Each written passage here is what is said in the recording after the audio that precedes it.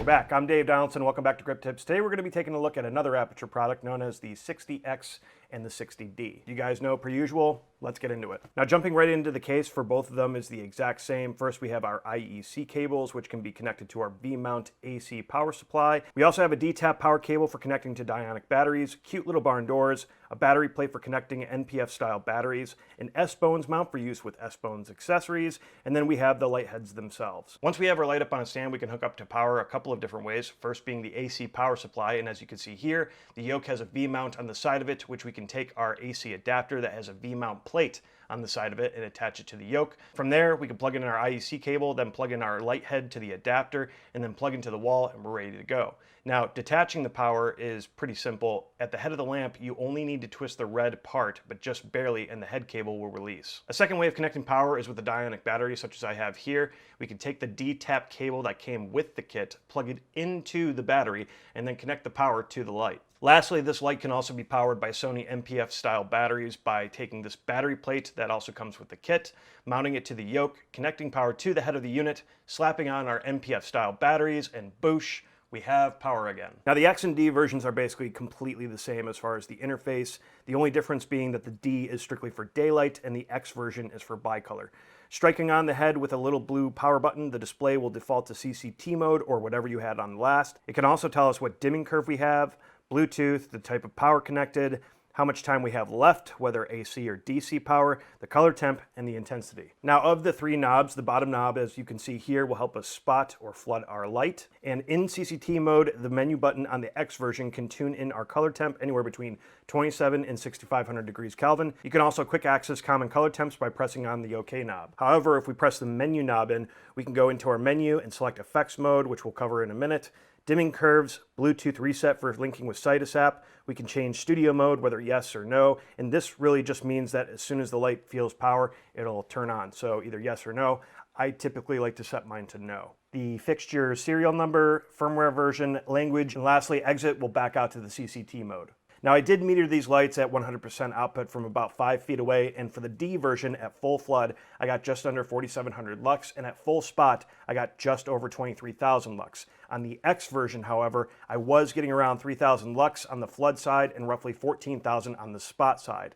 And that was regardless of what color temp that I was at. I'm not going to go through every single color temp to tell you exactly how far off they were, but essentially regardless whether I was on the D version or the X version, and on the X version being able to go from 2700 all the way up to 6500, pretty much all the color temperatures came in within 700 degrees Kelvin. However, two things that I did notice is that when I was at 2700 degrees on the X version, there was a small green tint, or at least that's what the meter was saying.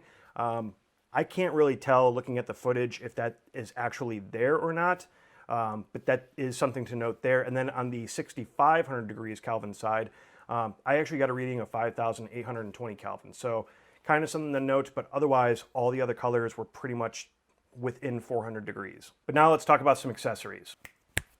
Yes, girl. Now the top of the light has a double locking kind of barn door bracket thingy where you need to pull this metal tab to unlock the spring-loaded bracket.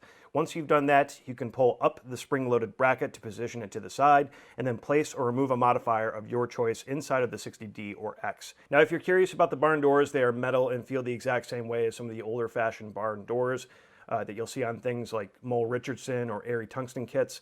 They also have 8 leaves to help better control the light as opposed to only 4 that you typically get. Lastly, they also have an S-Bone style adapter that can be used to add any type of modifier that you want. In this case, the Light Dome SE that I'm using here. Okay, so briefly I want to show you guys that you have the ability to use these lights within the Citus Link app. But if you've seen any of my other Aputure videos, it's the exact same process with getting it loaded into Citus. But inside of Citus, when both the D and X are in the exact same group, the X version automatically defaults to 5500K to match the D version.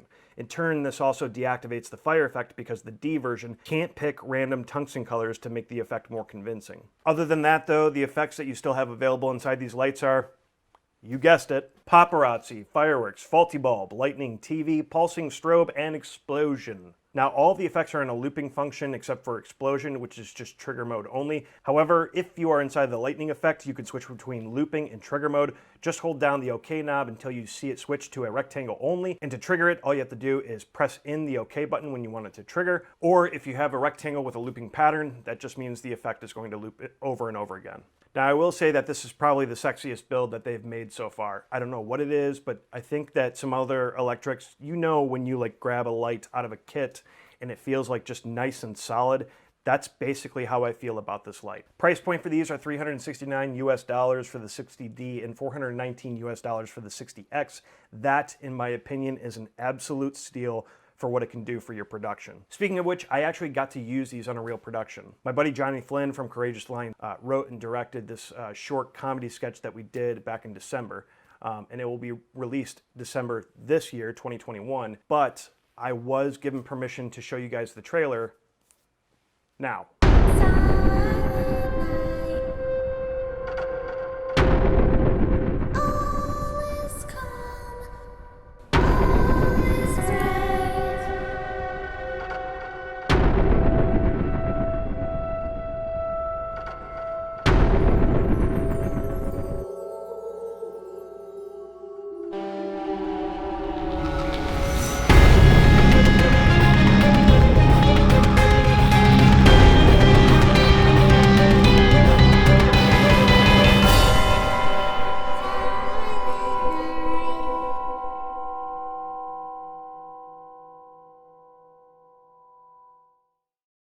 That was a really, really fun production, and yes, it gives off a 48-hour film challenge vibe, and we did shoot it in 2 days, so two long 16-hour days. We also did a COVID-19 protocol where basically like we all had to get swabbed up the nostrils. None of us were paid. We were all basically friends just trying to make something, and I got a chance to use these lights on that set. So can you guess where I maybe used the 60D? Because that was the only one that I used out of the two. It was this shot. I was backlighting the actor from the ceiling. I was using a scissor clip, and then I just put the 60D on it. The 60D is pretty light, so I wasn't really concerned, although I did make sure to safety chain it to something up there. Also, Mark Foster, who was also the key grip on that set, showed me a different type of way of mounting a light. Instead of using scissor clips, there's like this 1x3 board that he had pre-cut, stretched across where a tile would go inside of the ceiling, and then he screwed a baby plate to it. And I love that a hell of a lot more than the scissor clip. The rest of the actual production, just in general, everything was lit with Aputure. This hallway scene, I was using all 8 of the B7C accent bulbs that I have to give this big caution alert effect. And it was one of the first productions I've ever been able to go on, use an overabundance of Aputure products and control everything from my phone. That is such a godsend. So like I said, that's not going to come out until later this year, 2021 of December. But sadly, that is all that I have for you guys today. If you like today's episode, please let me know in the comment section below. You can also follow me on Twitter, and we'll see you on the next one. Hey, you in there? I think 4 is 2K. Okay.